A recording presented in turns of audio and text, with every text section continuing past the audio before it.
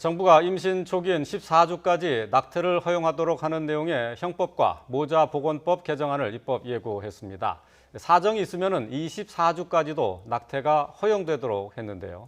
네, 그런데 정부의 개정안이 발표된 이후 낙태죄를 찬성해온 쪽도 반대해온 쪽도 모두 비판이 이어지고 있습니다. 왜 그런지 전문가와 함께 짚어보겠습니다. 이인희 변호사 스튜디오에 나와 있습니다. 안녕하십니까? 네. 안녕하세요.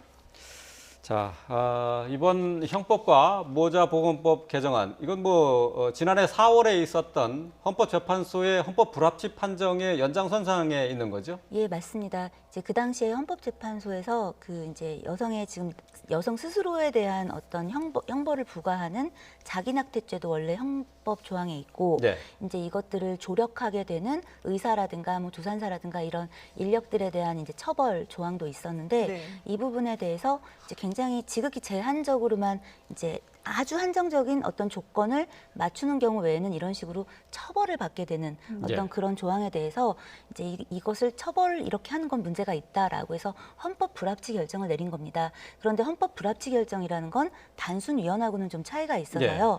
단순 위헌으로 결정을 하게 되면 이제 그 순간부터 그 법은 그냥 이제 없어지는 게 없어지는 거죠? 됩니다. 예. 하지만 이제 헌법 불합치 결정을 하게 되면 입법 공백의 부분을 우려해서 이제 이 법이 한동안은 유효하게 되고요. 다만 이제 그걸로 인해 처벌만 잠시 유보되는 겁니다. 그런 상황에서 일정한 기간 안에 이제 입법이 돼서 다른 법으로 나아가야 하는데, 다른 이제 어떤 법의 내용으로 나아가야 되는데, 그동안 입법 발의를 하지도 않았고 국회에서 이걸 처리하지도 않은 거죠. 예. 그래서 지금 이 이제 논란이나 이 사안이 이제 오늘에 이르러 대두되게 된 겁니다. 그러니까 이게 그 헌법재판소에서 나온 결과가 나온 거는 지난해 4월인데 예, 맞습니다. 개정안이 나오기까지 시간이 꽤 걸렸거든요. 그동안에 왜 이런 논의가 이루어지지 않았던 걸까요? 이제 사실 겉으로 내놓는 이유와 좀 달리 사실은 이제 각각의 이제 그 이해관계도 충돌하는 부분이 있고, 네. 이제 의료계의 입장도 있을 것이고, 이제 약품과 관련된 부분도 있을 것이고, 여성계의 입장도 있을 것이고, 그러니까 이제 법무부 입장에서도 이걸 어떻게 해야 될 것인가에 대한 고민이 좀 있었던 것 같습니다. 하지만 사실 이런 것만이 아니라 보면 요즘 이제 계속 문제되는 게 여성과 관련된 어떤 범죄 혹은 어떤 여성 권익과 관련된 어떤 법률안들, 필요한 법률안들이 굉장히 늦게 이제 어떤 급박한 상황에 이르러서야 이제 처리가 되거나 이야기가 되는 게 계속 문제가 되고 있고요. 네. 사실은 이것도 마찬가지입니다. 그러니까 지난 회기 때 다 처리가 될 수 있었던 것들이 예. 지금 이렇게 처리가 되는 거죠. 그러니까 예. 우선순위로 논의가 되지 않는다라는 예, 맞습니다. 얘기군요. 예. 이 개정안의 이제 핵심적 내용이라고 하면은 네. 14주까지는 제한 없이 낙태가 허용이 되고, 네. 또 그리고 24주까지는 경제적, 사회적 이유 또는 네. 성범죄와 관련돼 있을 경우에 네. 낙태가 허용되는 게 이게 이제 핵심적인 내용이라고 할 수 네. 있겠죠. 이제 기존의 어떤 상황들은 임신 14주 이내냐 아니냐 이제 이런 기준을 두고 있지 않았습니다. 네. 그런데 이제 이번에는 임신의 어떤 그 임산부가 임신을 한 어떤 그 개월수라든가 주수를 크게 세 가지 부분으로 나눠서 예. 14주까지, 15주부터 24주까지, 그다음에 25주 이후로 이제 이렇게 나눕니다. 그래서 14주 이내의 어떤 상황에서는 제한 없이 낙태를 허용하는, 그러니까 여성이 결정해서 본인이 원한다면 낙태할 수 있다라는 거고요. 그러니까 15주부터 24주까지의 상황에서는 예. 어떤 특정한 요건들을 좀 충족한다면 그러면 그 범위에 한해서 이제 낙태를 허용하되 25주부터는 허용하지 않겠다라는 그런 어떤 차이가 있는 것입니다. 그러니까 낙태를 허용을 일부 하긴 했는데 근데 그 이전에 있었던 처벌하는 조항을 없애지는 않았거든요. 그렇죠. 이게 사실 핵심인데요. 사실 지금의 어떤 상황을 보면은 그 예전이나 지금이나 어떤 그 여성이 원하지만 이 요건, 법이 그 허락하지 않은 요건 안에서는 여성이 자기가 낙태를 원해서 낙태를 하게 되면 어쨌든 그 1년 이하의 징역이라든가 벌금이 부과되는 형사처벌을 받게 되고 전과자가 되는 겁니다. 그렇게 네. 되면 예. 이게 부당하다라는 게 이제 여성계의 의견인 것이죠. 그러니까 낙태죄라는 게 아예 없어진 건 아니다. 예, 이렇게 맞습니다. 봐야 되는 거죠. 그렇습니다. 예. 결국 이제 이 지점에서 이제 충돌하는 건데, 네. 결국 여성단체나 이 낙태죄 폐지를 네. 주장하는 입장에서는 이게 지금 어쨌든 여성의, 그러니까 인부의 자기 결정권이라든가 또 건강권, 네. 이게 침해받았다라고 하는 거죠. 그렇죠. 왜냐하면 사실 이번에 헌법재판소에서 헌법 불합치 결정을 내린 이제 주된 사실은 이유도 맥락은 여성의 인생과 어떤 여성의 신체와 이런 것들에 대해서 여성 스스로 결정해서 어떤 그 결정권을 자기 스스로 행사할 예. 수 있게 해야 된다라는 것인데요. 예. 결론적으로 형법에 이 조항이 계속 유지가 된다는 건 사실은 그 맥락에서 보면 그 부분은 어떤 일정 부분은 제한하고 허용하겠다라는 것이니까 그게 이제 지금 법무부에서 내놓은 안과 지금 이제 여성계에서의 의견은 그런 부분에서 충돌하는 겁니다. 예. 근데 또 반대로 낙태죄 존치를 또 네. 주장하는 단체의 입장에서는 이게 전면적으로 낙태를 허용한 것 아니냐. 네. 지금 뭐 현실적으로 낙태가 이루어지는 게 뭐 네. 12주 이내에 낙태가 이루어지는 게 뭐 90%를 넘는 상황에서 네. 이게 전면적으로 법이 허용한 것이다. 이런 불만을 갖고 있더라고요. 사실상 헌재가 이런 결정을 할 때까지를 보면은 이런 어떤 종류의 결정은 미국에선 1973년에 이미 다 끝났습니다. 한국은 이게 2019년에 네. 이런 이야기들이 나오고 있는 네. 거잖아요. 그리고 왜 14주 이내에, 12주 이내에 여성의 낙태가 95.3% 정도 이루어지냐면 그 상황이 그 여성 스스로 생각할 때도 이제 좀 그 결정을 할 수 있을 만한 그 태아에 대한 고민, 본인의 인생에 대한 고민, 본인의 신체에 대한 고민, 안전성 이런 것들이 다 망라가 되어 있는 결과물인 겁니다. 예. 그러니까 그 자체만 들여다보더라도 어떻게 보면 여성 스스로 하고 있는 이 결정이 상당 부분 합리적으로 이루어지고 있다라는 걸 좀 알 수 있는 것이죠. 예. 근데 이제 이런 부분들에 대해서 이제 일각에서는 태아의 생명권이 너무 지나치게 예. 경시되는 게 아니냐 이런 이야기들을 하는데 실제 이번에 헌재에서도 이 14주라는 기준을 두게 되는 이유를 보게 되면 그 WHO나 혹은 이제 전문 의료 인력들의 이제 조언을 들어보면 전반적으로 임신 주수를 이렇게 세 가지로 나눴을 때 14주 이내의 경우에 그 태아가 아무래도 자기 스스로에 대한 인지라든가 사고를 하지 못하는 어떤 시기 그게 시작되기 전 단계로 보는 것이고요. 예. 그리고 22주를 이제 헌법 불합치 결정을 내리셨던 예. 그 네 분의 그 헌법재판관의 의견을 보면 22주를 태아가 독자적으로 그 모체에서 떨어졌을 때 생존할 수 있을 기간인 것인가 예. 이제 이렇게 나누는 것인 거죠. 아, 그래서 14주, 그래서 24주 그쵸. 이렇게 구분이 네. 된 거군요. 예. 그래서 그런 부분에 비추어 생각을 해본다면 그 이제 이 14주라는 이 기간이 태아의 어떤 그 인간으로서 이제 태아를 인간 자체로서 인정할 수 있을 것인가 법에서는 항상 이런 고민들이 있는데 네네. 그 부분과 이제 종교계에서는 일단 그러면 뭐 수정돼서 착상되면 이제부터는 다 그러면 뭐 살아있는 생명으로 볼 것인가 이런 문제들이 윤리적인 충돌하긴 문제를 좀 하지만 보니까요. 예 예. 그렇지만 어쨌든 이런 부분들이 충분히 고려돼서 14주라는 기간이 이제 허용되는 기간으로 나온 거고 사실 선진국 대부분들 특히 유럽이라든가 미국이라든가 일본 이런 곳들 대부분이 다 이제 한 12주에서 14주 이내에 어떤 낙태는 거의 허용을 하고 있습니다. 한국이 굉장히 늦은 겁니다. 예. 이제 그러니까 이런 그 주수도 결국은 이제 여성의 그 자기 결정권과 관련된 그런 내용인데, 근데 보면은 이번에 그 개정안에 보면 사실 그 이전부터 좀 지적이 돼 왔던 네. 그 여성 자기 결정권을 침해한다라는 비판이 있었던 네. 것이 배우자의 동의가 있어야 된다라는 조항이었거든요. 근데 네. 이번 개정안에서는 이 부분은 빠졌어요. 예, 이 부분은 다행히 빠졌고요. 생각해 보면 이제 성범죄로 인한 어떤 그 임신만이 아니라 네. 우리가 꼭 이제 이전의 가부장제 사회에서 보면은 남편이 있고 아내가 있고 그렇게 해서 임신이 되고 어떤 그 혼인 관계 안에서의 어떤 임신과 낙태, 출산 이렇게 보았다면 사실 이제 현대 사회에서는 이 혼인과 상관없이 임신이 이루어지는 경우들도 많고 네. 이런 부분들 때문에 실질적으로 만약에 이제 허용된 요건의 낙태를 결정하는 경우에도 여성이 없는 배우자를 만들 수도 없는 거잖아요. 네. 현실적인 어려움들이 있었던 것이죠.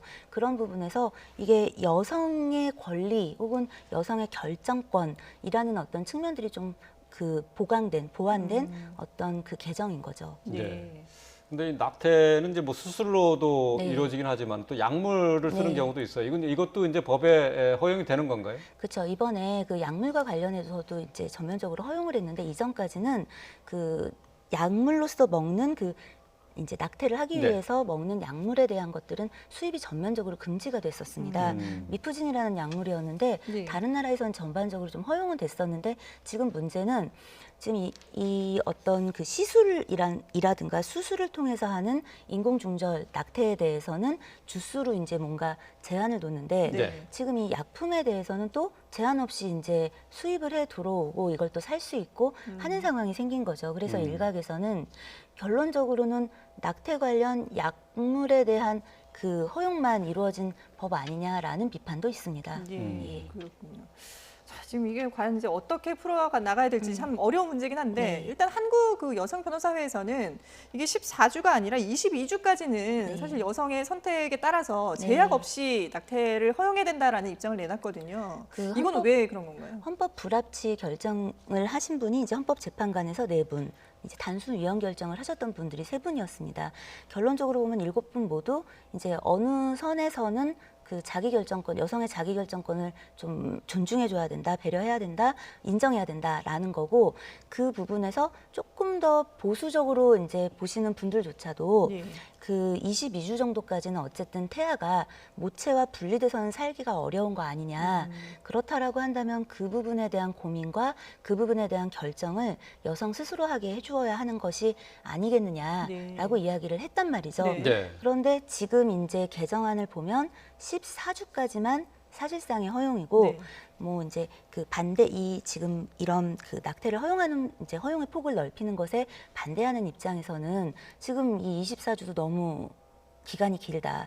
그리고 또 이 허용하는 내용도 너무 많지 않냐, 너무 이제 추상적이지 네. 않냐, 뭐 이제 이런 비판이 일기는 하지만 결론적으로는 어쨌든 여성의 입장에서 보면은 15주가 넘어가고 나면은 요건을 충족하지 못하면은 이 못하죠. 자기 예. 결정을 할 수가 예. 없는 겁니다. 그래서 여성 변호사회에서는 이왕 개정을 해서 아예 그 처벌 조항을 없앨 수 있다면 없애면 좋겠지만 그게 안 된다 하더라도 네. 22주라는 어떤 그 헌재조차도 언급했던 네. 그 내용을 좀 준수해서 하는 게 더 좋지 않겠냐라는 입장을 내놓은 겁니다. 네. 예. 뭐 앞서서 뭐 잠시 언급을 하셨지만은 네. 위헌 판결이 아니라 헌법 불합치 판정을 네, 내린 맞습니다. 그 기저에는 네. 인부의 자기 결정권과 건강권 외에 또 태아의 네. 생명을 보호해야 되는 그런 네. 그 윤리적인 문제가 그 충돌하기 때문에 네. 헌법 불합치 판정이 내린 것 아니겠습니까? 그렇죠. 그런데 이제 여성 단체 쪽에서는 이번 이제 개정안을 통해서 결국 여성들을 보호하는 이런 보호 장치는 사실 고려되지 않았다 이렇게 비판하고 있거든요. 그 이제 그런 부분이 왜 이야기가 되냐면 자꾸 여성을 처벌하고 이 여성의 낙태를 도와주는 사람들을 처벌하는 방식으로 뭔가를 억제를 하려는 접근. 왜냐하면 법을 지금처럼 급박하게 만들다 보면 이런 접근이 일어날 수밖에 없습니다. 그런데 그 실제로 여성들이 이제 왜 우리도 이번에 그 추가된 사항을 보면 사회 경제적인 이유로 네네. 이 여성들이 낙태를 그 결정하게 되는 경우가 있고 예. 그럴 때 24주 안에는 좀 하게 해줘라 뭐 이런 거잖아요. 네. 근데 이런 사안들이 이런 이유들의 낙태에 대해서 이걸 여성을 처벌하고 의사를 처벌하고 하는 식이 아니라 그런 이유라면 낳고 또 기르고 하는 것을 보완해주는 그걸 도와주는 국가가 그런 정책이나 비전을 제시해 줄 수 있는 방향으로 정책으로 끌어안아야 하는 부분이 있습니다. 그래서 태아 생명의 어떤 그 경시를 우려하고 태아 생명 보호를 외치지만 정작 그 의무와 그 부담을 다 여성의 어깨에 얹는 거죠. 그게 아니라 국가가 이걸 처벌의 부분만이 아니라 좀 다른 각도로 보아야 될 필요가 있습니다. 예.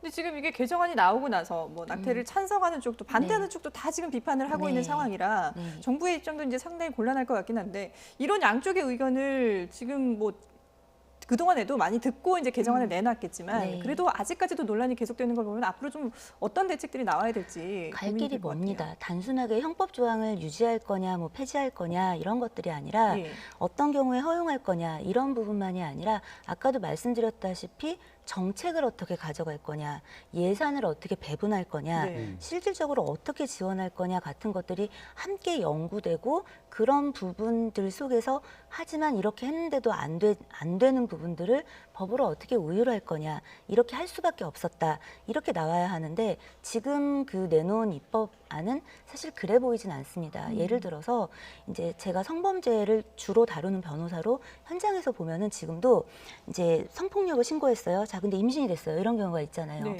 그런데 이런 경우에 실제로 낙태에 대한 것들을 하려고 이제 뭐 시도를 해보면 이게 근데 그 조사와 그 판정이 나지 않은 거죠. 네. 판결이 뭐 나거나 혹은 기소가 되는 정도의 결정이 있고 나면은 좀 그런 부분들이 지원이 되기도 하고 뭐 현행범이라든가 네. 뭐 이러면 모르겠는데 좀 애매한 사안들에서는 또 여전히 그런 부담을 또 여성이 또 고스란히 지게 되는 거예요. 네.